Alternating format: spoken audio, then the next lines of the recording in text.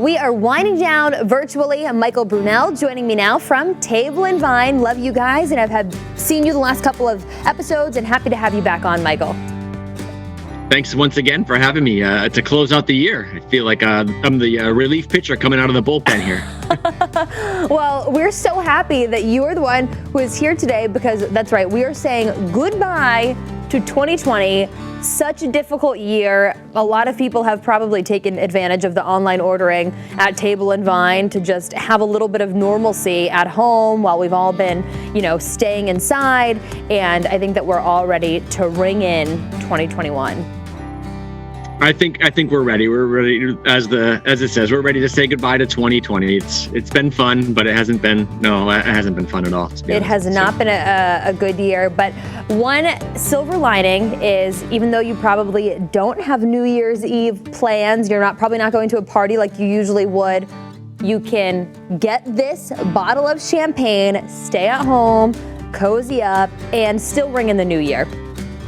I think that's a great point. I think New Year's Eve celebrations are going to be much smaller, probably maybe just with your significant other or immediate family.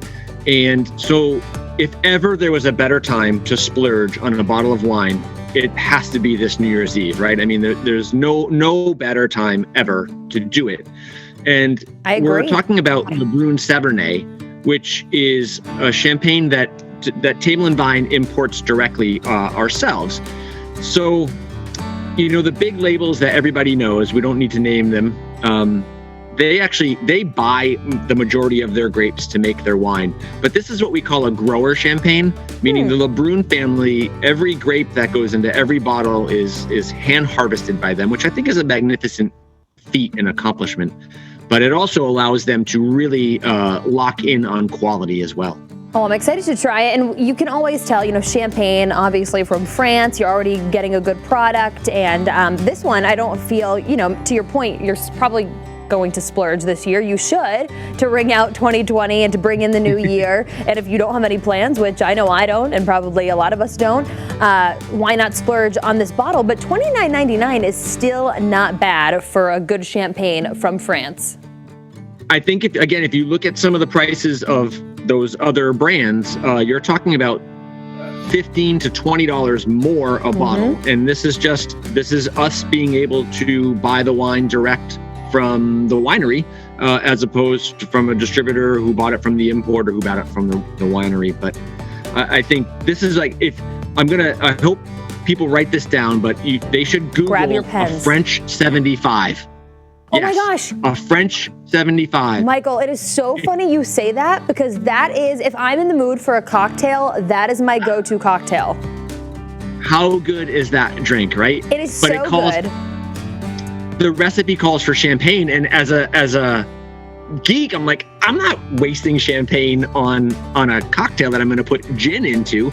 Right. But again, if you need a couple of ounces of champagne for each cocktail, and then you save the rest for midnight, then you've really made great use of this bottle. Yeah, especially because I always find that once you open a bottle of champagne, Prosecco, whatever you want to grab, it's not as good the second day. It's not one of those, you can have a glass and it's as good, I feel. The second day, it kind of loses that carbonation. And so what better way to finish it off than by making some cocktails, right?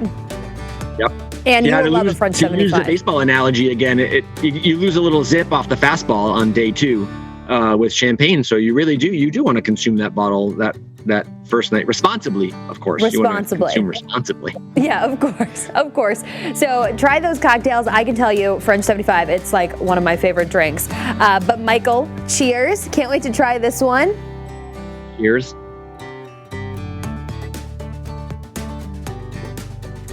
Ooh. It has this one tastes very unique. It's got a little flavor behind it. There's again, we talk about this a lot. Well, I talk about it a lot when I talk about wine. It has to have acidity in order for the wine to be balanced, right? Acidity leads to tension, and tension leads to balance. Think about a tightrope walker. They need to have that line taut. So this has really nice baked spice notes to it.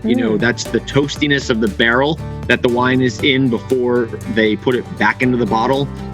to add some secondary fermentation and give you the nice bubbles that you would expect from champagne. I love the way that you describe it, because I try it and I'm like, what is that flavor? And you're like, it's toasty from the barrel. And I'm like, exactly. That is how this tastes. Let us know how you guys try it. Pick it up for New Year's. Splurge on yourself. Do one last thing, at least kind of good for 2020, so we can bring in 2021 and hopefully have a better year.